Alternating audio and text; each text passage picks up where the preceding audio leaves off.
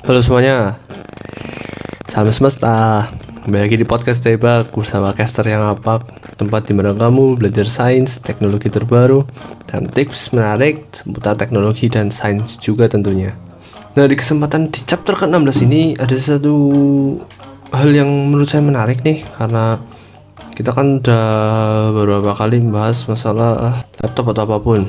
Dan seperti biasa, ada sebuah pertanyaan yang menarik dan masuk di otak saya, dalam artinya saya ingin membahasnya itu.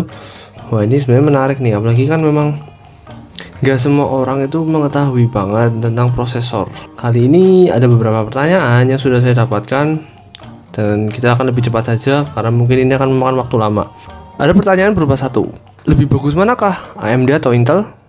Yang pertama. Yang kedua, Intel itu kan banyak serinya, itu maksudnya apa ya, dan bagaimana ya? Nah, yang ketiga, bisa kasih rekomendasi laptop yang bagus gak berdasarkan prosesor atau apapun? Itu adalah 3 pertanyaan yang saya pikir menarik dan memang harus dibahas ya, karena ini memang mungkin banyak orang yang rancu juga dalam memilih laptop, dan akhirnya malah juga banyak yang menyesal. Dan di beberapa tempat seperti Manifest, grup, dan forum Facebook juga ada tuh menanyakan lebih prefer mana sih dari AMD atau Intel, itu kan yang pertama ya. Tapi karena kali ini caster akan lebih banyak membahas tentang Intel dulu. Kita akan bahas Intel, benar-benar bahas tentang Intel. Jadi ya semoga teman-teman bisa memahami betul. Oke, kita mulai. Yang pertama tuh Intel. Itu tuh sebenarnya nama dari perusahaannya. Tapi Intel itu sendiri sudah pergantian nama, karena sebelumnya itu namanya apa, tapi jadi menjadi Integrated Circuit and Electronica, dan itu disingkat jadi Intel. Nah, ini berasal dari perusahaan penyedia chip set semikonduktor untuk gadget. Chip ya, jadi chip ini memang sebagai otak pada gadget. Sebenarnya Intel ini masuk hanya untuk komputer atau laptop aja kok, di HP juga iya, dan di beberapa perangkat-perangkat yang dibutuhkan. Itu sebagai awalannya. Nah, ini penting ya teman-teman, ketika teman-teman biasanya membaca sebuah selebaran laptop atau komputer dalam membeli prosesor Intel ini, pasti akan ada tulisan Intel Core sekian. Dan akan saya kasih tahu, Intel Core itu sebenarnya brand ya, karena dari Intel. Intel Core itu sebenarnya Intel Inside Core, tapi inside-nya dibuang karena itu lebih untuk dituliskan pada sekedar stikernya aja. Tapi ini aslinya itu Intel Inside i7. Itu adalah brand modifier, atau bisa dibilang tingkatan prosesornya lah. Kalau orang mau gampangnya tuh, oh berarti ini prosesor udah otak i7 yang dipakai. Terus kalau ada kode-kode di belakang tuh 69 atau apa, ini ada perbedaan di mana kalau angka depan di mana misalnya ada 6, 5, itu merupakan generasinya teman-teman. Jadi teman-teman harus tahu itu generasinya. 3 digit belakangnya itu merupakan nomor seri khusus lah, seri numerik khusus, dan kemudian di belakangnya ada H, Q, atau H aja, atau K, atau apapun itu yang akan saya bahas di kesempatan chapter 16 ini, terkhusus untuk yang setiap pengguna Intel. Dan itu intinya dikatakan sebagai product line, bisa dikatakan ini sebagai letter suffix, huruf khusus lah, huruf kodenya khusus. Dimana kita akan membahas di pertama nih, kalau seseorang memakai prosesor dengan seri Intel tadi itu tapi belakangnya K, itu bisa dipastikan tuh harganya pasti paling mahal, hampir paling mahal, di bawah special edition. Kenapa demikian? Bukan special edition tapi extreme edition. Kenapa demikian? Karena ini unlock dan multiplayer, dimana untuk pengembangan overclock ini lebih diutamakan ya. Jadi ini memiliki clock speed yang tinggi sekali untuk kategori serinya sendiri bahkan. Itulah yang mengapa yang membuat seri K itu lebih diunggulkan dan menjadi rekomendasi utama jika teman-teman tuh mau yang perlu performa tinggi untuk suatu prosesor tuh K. Nah, terus kalau teman-teman mau yang grafik itu ambilnya yang apa? Ambillah yang seri H. Karena H sendiri itu artinya adalah high performance graphic. Ini biasanya dijumpai untuk laptop ya, kemampuan desain yang bagus lah. Walaupun kayaknya juga bisa ditemui untuk komputer sih. Terus hasil grafis lebih tinggi, tetapi ini pada prosesor akan lebih memakan daya yang lebih besar karena grafis itu pasti lebih besar. Terus Ki itu jangan pusing-pusing, itu quad core artinya, udah nggak ada lagi yang lain lah. Quad core atau 4 otak. 4 otak di sini dalam arti memang ya sekedar apa ya, ilustrasinya aja bagaimana kemampuan prosesor ini tuh dapat bekerja secara maksimal dalam melakukan kinerjanya sebagai komputer. Oke? Terus kalau ini di laptop ini pasti banyak banget ya, termasuk laptop saya juga pakainya seri ini, yaitu Ultra Low Power, di mana laptop ini yang menggunakan adalah laptop-laptop yang memiliki kemampuan hemat baterai dengan kapasitas besar, di mana ini biasanya ditanamkan pada laptop-laptop yang seri-seri tinggi juga, seperti Ultrabook, terus kalau Lenovo ThinkPad, Dell itu seri XPS juga kayaknya sih masih pakai ya, kalau nggak salah. Pokoknya yang masih menggunakan kemampuan prosesor tinggi tapi harus hemat daya, karena pada dasarnya semakin tinggi prosesor itu memang akan semakin tinggi memakan daya. Itulah mengapa seri H itu dikhususkan. Terus teman-teman pasti di belakangan ini sering melihat seri Y, atau Y ini ada 3, ada M5, M7 core, bisa dibilang seperti itu. Ini lebih low power lagi daripada yang U. Kalau U ultra power, ultra low power, kalau ini extremely low power, dimana ini lebih efisien dalam mengatur daya baterai. Jadi ketika digunakan, baterai yang ada itu bisa lebih low lagi, berarti irit banget baterai lah inilah. Terus yang seri ECC Memory, ya bisa dikatakan pada seri ini tuh seri bawah yang terdapat pada Intel Xeon. Intel Xeon itu udah lama loh ya teman-teman, untuk laptop itu juga udah lama banget nih Intel Xeon. Cuma mungkin siapa tahu kalau teman-teman nanti memenangi atau melihat seri ini ya teman-teman jadi tahu lah.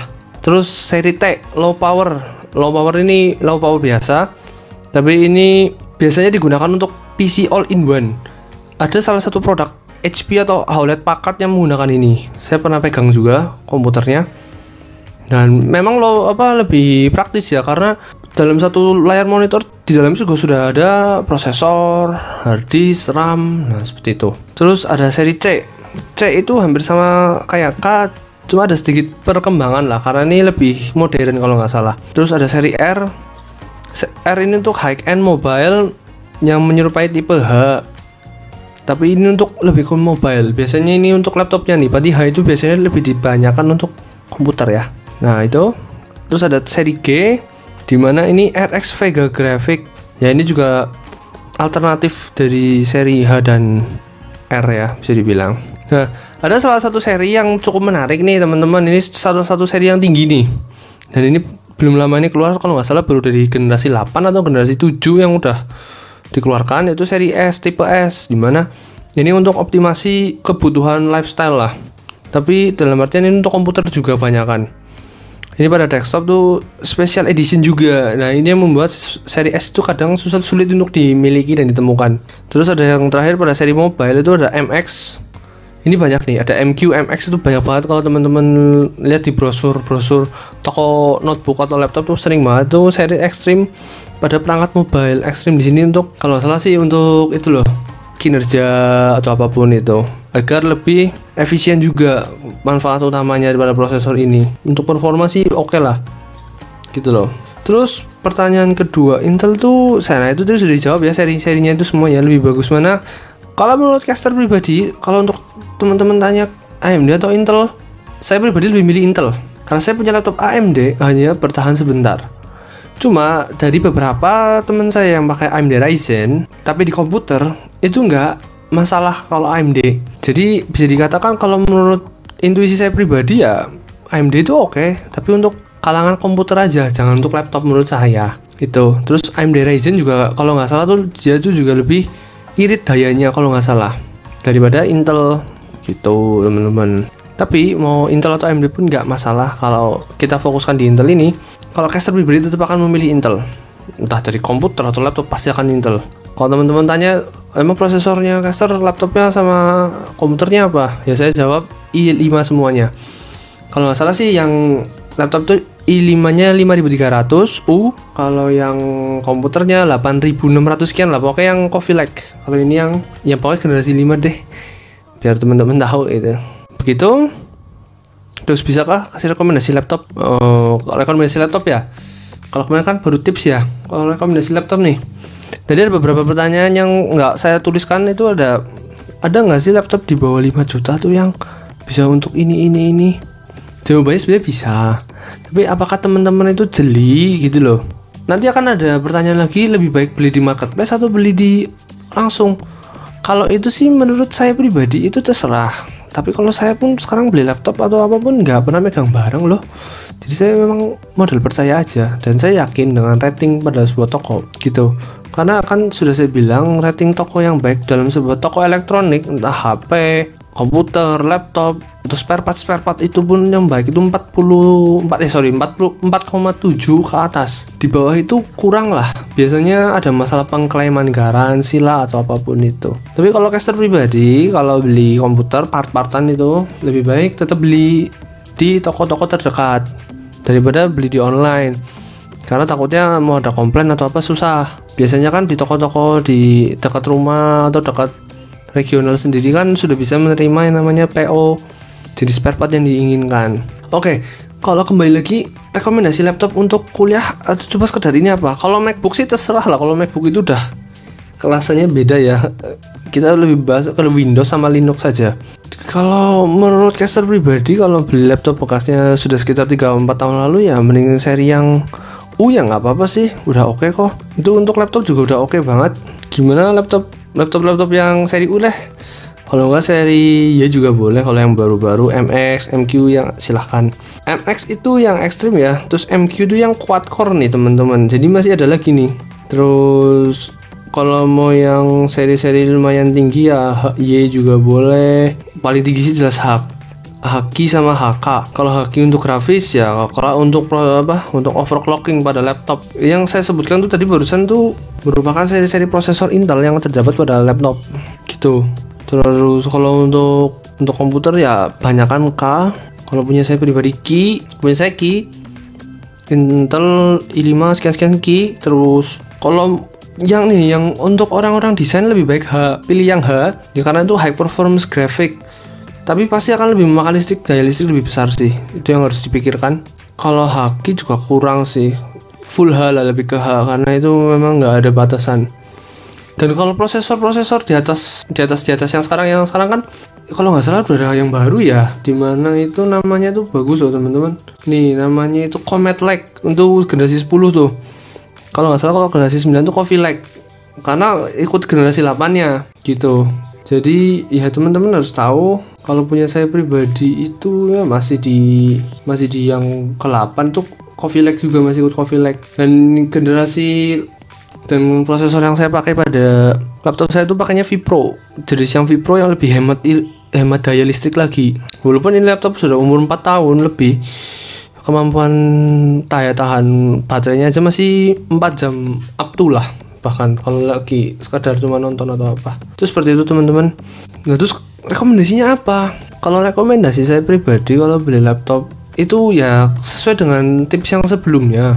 Yang penting teman-teman nyaman, dan kalau saya pribadi ya lihat dengan jurusan yang Anda butuhkan. Kalau nggak untuk melakukan yang aplikasi-aplikasi berat ya U aja sih udah cukup banget lah. Sama kayak punya saya sih udah cukup banget. Karena kalau mau yang grafik atau yang apa sih ya pakai yang Haki. Kalau di laptop tuh Haki ya pakainya ya. Jadi jangan salah. H juga ada tapi nggak terlalu banyak. H tuh lebih banyak ke komputer, tapi tetap ada kok yang pakai seri H. Karena itu memang meninggikan bagaimana Anda untuk rendering video, Anda untuk membuat berbagai macam karya dengan Blend atau apapun aplikasi-aplikasi itu. Jadi perlu diketahui baik-baik bahwa Intel menurut saya jauh lebih efisiensi listrik daripada AMD. Dan besok mungkin kita akan bahas AMD. Bukan berarti AMD jelek loh teman-teman, AMD nggak jelek. Saya nggak bilang AMD jelek. Tapi memang mungkin sama saya nggak cocok, karena saya nggak terlalu suka terlalu tinggi grafis juga, karena saya lebih suka ke performa kerja. Itu seperti itu kan. Makanya itu dalam membangun sebuah komputer atau membeli sebuah laptop, Anda tuh harus tahu jelas apa sih yang ingin saya gunakan. Kalau hanya untuk sekedar buka ini, buat PPT atau buat laporan atau apa, wah itu sih notebook pun juga udah kuat teman-teman. Nonton drakor juga udah kuat. Cuma yang dipentingkan adalah kepuasannya juga. Kalau untuk menyimpan file yang banyak itu sih teman-teman cuma tinggal beli hard disk eksternal juga udah teratasi teman-teman. Cuma kan ada pertanyaan, rasanya nggak puas caster, rasanya itu kurang, rasanya nggak lebar layarnya. Ya pastilah teman-teman, Kalau teman-teman mau tahu, laptop saya pun juga lebarnya hanya 12,5 inch, layarnya nggak besar. Tapi saya beli di komputer saya lebarkan di 21 inch kalau nggak salah ini layar monitor saya, monitor komputer ya. Dan ada salah satu pertanyaan menarik nih, sebenarnya lebih baik beli laptop atau beli komputer? Kalau saya jawab, saya komputer. Saya lebih suka komputer daripada laptop, jujur. Bukan karena mobilitas atau apa, enggak, tapi kenyamanan dalam penggunaan. Tapi kan memang banyak yang hanya punya komputer saja atau yang punya laptop saja, itu silahkan. Yang penting kenyamanan. Itu teman-teman tahu bahwasannya seperti itu. Itulah berbagai macam seri-seri yang ada pada Intel dan prosesor-prosesor tersebut. Teman-teman jadi tahu loh. Maksudnya nanti kalau teman-teman beli prosesor i5, i3, i9, i7, ada i9 ya. Kalau i9 sih udah nggak usah ditanya, itu pasti bagus ya. Harga prosesornya aja udah 6 juta. Belum tambah motherboard dan lain-lain. Aduh, itu mahal banget. Tapi itu Pak, saya yakin sih pasti kinerjanya bagus. Kalau mau paling aman ya udah beli yang K. Kalau teman-teman suka edit video ya udah beli yang H. Udah, nggak usah susah-susah kan. Kalau di laptop ya memang lebih terbatas teman-teman, karena laptop itu kan mobile, otomatis prosesor juga harus mengikuti dari bentuk laptop tersendiri. Karena pada dasarnya laptop terbesar saat ini yang saya tahu itu 17,3 ya, nggak ada yang lebih besar dari itu. Yang saya tahu loh ya, mungkin di ROG atau produk-produk lain ada yang sampai 20, saya nggak tahu. Tapi itu pasti akan membebani yang membawa. Jadi ya saya lebih prefer ke komputer sih. Terus kalau ada masalah spare part rusak atau spare part ada gangguan, itu jauh lebih mudah ditangani dengan adanya spare part yang ada itu pada komputer, jauh lebih mudah untuk dibenarkan, di repair atau apapun itu. Oke? Kalau produk apapun itu sama. Tapi kalau saya kan sudah bilang di chapter ke-11 kemarin tentang pembelian laptop, saya lebih pilih tetap brand Dell, HP, Hewlett Packard, dan Lenovo daripada Asus, Acer. Itu saya kurang. Bukan berarti saya nggak suka ya, tapi saya memang nggak terlalu feel. Dan teman-teman saya juga lebih banyak yang awet-awet memakai brand yang saya katakan tadi, 3 yang tadi.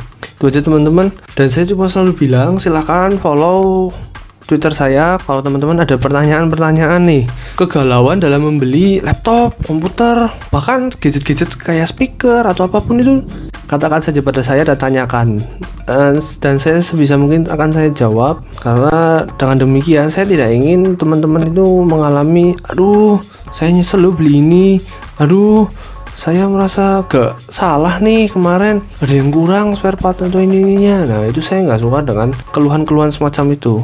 Loh kenapa? Karena kan Anda kan membeli sesuatu kan dengan sadar gitu loh. Kenapa Anda harus menyesal tuh teman-teman? Ya kalau teman-teman juga mau beli gadget-gadget yang untuk aksesoris mobil atau apapun itu, silakan tanyakan saja, saya akan bantu dan menyesuaikan budget teman-teman. Dan ingat satu hal, kalau dalam teknologi Anda punya budgetnya segitu ya Anda hanya akan mendapatnya segitu juga. Tapi kalau Anda punya lebih ya pasti Anda juga akan mendapatkan lebih. Itu karena teknologi nggak bisa ditawar teman-teman. Seperti Anda membeli HP pun sama kan.